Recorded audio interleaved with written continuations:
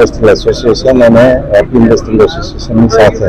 Vapi green એનવાયર management company એટલે કે સમગ્ર વાપીના એફ્લુએન્ટને એક જગ્યાએ ભેગું કરીને અને ટ્રીટમેન્ટ કરીને યોગ્ય માત્રામાં પાણી છોડવામાં આવે છે. સોલિડ વેસ્ટની પણ સાઇટ અહીંયા બહુ સુંદર છે. હવે અનેક કામો કરી રહ્યા છે અને ત્યાર પછી દર વર્ષે હજારોની સંખ્યામાં અહીંયા વૃક્ષારોપણ કરવામાં આવે છે અને વાપી દિવસે દિવસે એક સુંદર ઔદ્યોગિક વસાહત બની રહી છે એમ ચોક્કસ કહી શકાય. એ માટે સર્વે ઉદ્યોગપતિઓ અને નોટિફાઈડ એરિયાના ચેરમેન શ્રી યોગેશભાઈ કાબરિયા, બીઆઈના પ્રમુખ સતીશભાઈ, બીજીએલના સીઈઓ બધાને હું ખાસ અભિનંદન આપું છું અને આપણે દર વર્ષે આ વૃક્ષોનું માવજત કરીને વાપીને ડ્રીમ બનાવી. ખાસ કરીને ટ્રાફિકની સમસ્યાને ધ્યાનમાં રાખીને પાર્કિંગ સ્લોટ પણ આખા ઉભા કરવામાં આવેલો છે, એના માટે શું છે?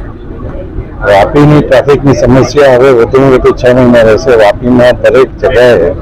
જે રીતે ગોઠવણી કરવામાં આવી છે, જે રીતે બાયપાસ કરવામાં આવ્યા છે, અંડરપાસ કરવામાં આવ્યા છે, ઓવરબ્રિજ કરવામાં આવ્યા છે, મોટે ભાગે આ બધું કામ 3 થી 6 મહિનામાં પૂર્ણ થશે અને વાપીને એક સુંદર ટ્રાફિક વ્યવસ્થા હશે અને ખાસ કરીને ટ્રાફિક સ્ક્વોડ એટલે કે ટ્રાફિક પોલીસ સ્ટેશન પણ નવું બનવા જઈ રહ્યું છે ત્યારે વાપીમાં ટ્રાફિકની સમસ્યા હળવી થશે. અને તે જ રીતે નેશનલ હાઈવે ઓથોરિટીએ જે સહકાર આપીને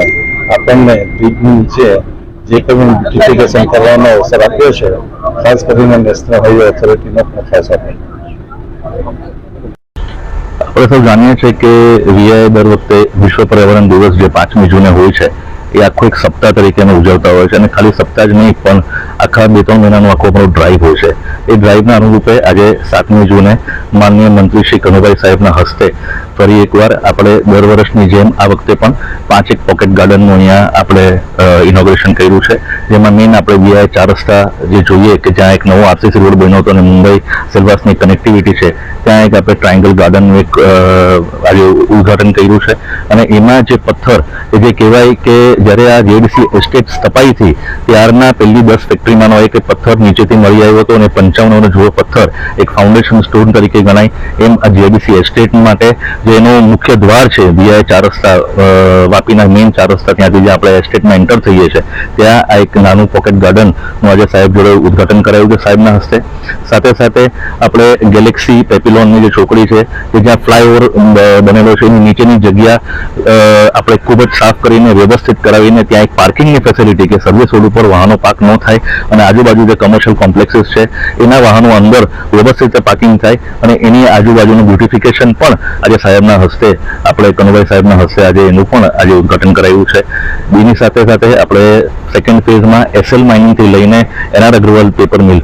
એક વન સાઇડ પાર્કિંગની સામેની સાઈડનો આખો એક પેચ જે છે એ મોટો આપણે આજે વૃક્ષારોપણથી એ બેલ્ટ પણ ઓપન કરાયો છે અને આ બધામાં જ આપણા ઉદ્યોગકાર મિત્રો અને મોટી ઇન્ડસ્ટ્રીનો સહયોગ હર હંમેશ હોય છે. અને એનઆર અગ્રવાલથી એસએલ માઇનિંગનો બેલ્ટ ઉબર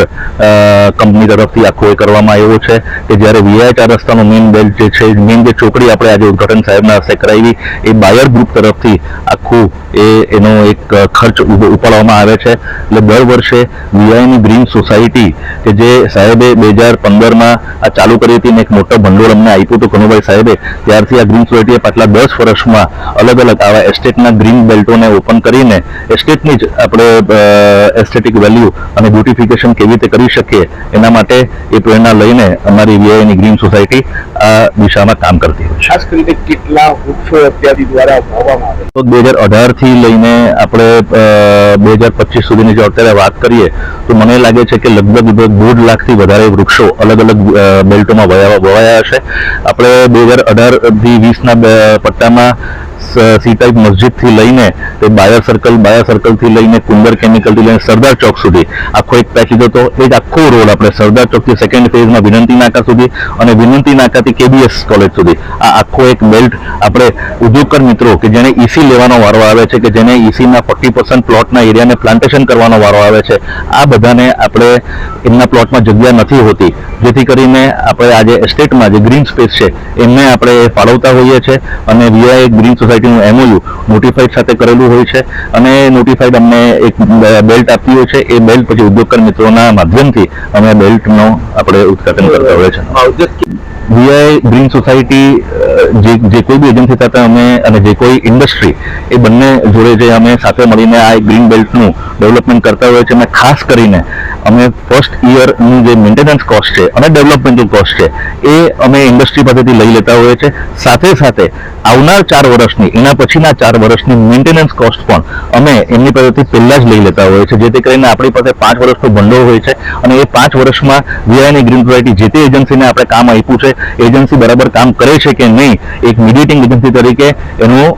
માવજત કરે છે કે નહીં, એ જોતા પછી આપણે 4 વર્ષના પૈસા એમને એ પ્રમાણે રિલીઝ કરતા હોય છે. આમ કુલ 5 વર્ષ ટોટલ જો કોઈ પણ બેલ્ટ આપણું થઈ જાય તો એક સારી આપણે એક વૃક્ષોની એક આપણને ગ્રીન બેલ્ટ મળી શકે. એટલે 5 વર્ષના માવજતના પૈસા અમે પહેલેથી જ ઇન્ડસ્ટ્રી પાસેથી લઈને આ એક ગ્રીન બેલ્ટ ડેવલપમેન્ટ માટેનું એક ઝુંબેશ ઊભી કરી છે.